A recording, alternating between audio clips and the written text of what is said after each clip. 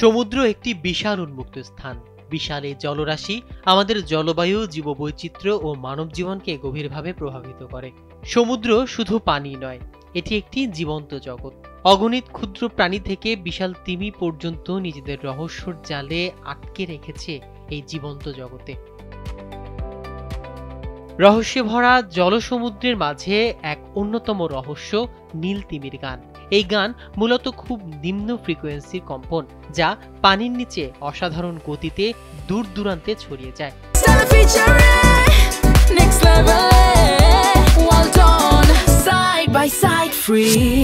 মূলত পুরুষ নীল তিমিরা প্রজনন মৌসুমে স্ত্রী তিমিকে আকৃষ্ট করে নিজেদের উপস্থিতি জানান দিতে এসব গান ব্যবহার করে থাকে।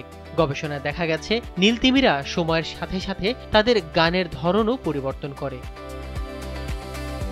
তিমি তার সুরেলা গানের জন্য বিখ্যাত, যা একটি ভৌতিক সুন্দর ভঙ্গিতে প্রতিধ্বনিত হয়। তিমির গান এতটাই অদ্ভুত যে নাসা 1997 সালে হ্যামব্যাক নামের তিমির এক প্রজাতির শব্দ রেকর্ড করে পৃথিবীর সবচেয়ে দূরের অরবিটে পাঠায়। ভয়েজার গোল্ডেন রেকর্ড নামের ওই রেকর্ডিংয়ে তিমির শব্দ ছাড়াও আরও 54 ধরনের শব্দ ছিল।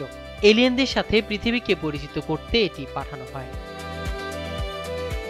তবে তিমি যে শব্দ তৈরি করতে পারে এটি পরিচিতি পেয়েছে অল্প কিছুদিন আগে। সর্বপ্রথম এ সম্পর্কে মানুষ জানতে পারে ফ্র্যাঙ্ক ওয়াটলিংটন নামের বারমুডিয়ানের কল্যাণে। রাশিয়ান সাবমেরিনের আওয়াজ ভেবে তিনি একটি অদ্ভুত শব্দের সন্ধান পান।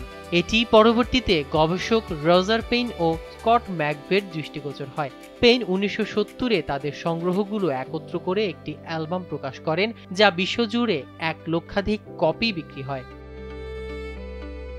তবে দুঃখজনক হলেও সত্যি যে তিমির সংখ্যা ক্রমশই কমে যাওয়ায় এই সুর দিন দিন ফিকে হয়ে আসছে।